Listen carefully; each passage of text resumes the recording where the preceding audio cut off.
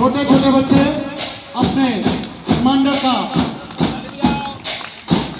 हर एक आदेश बखूबी पालन कर रहे हैं। जैसा कि आप देख सकते हैं, ये सभी बच्चे हर एक स्टेप को फॉलो करते हुए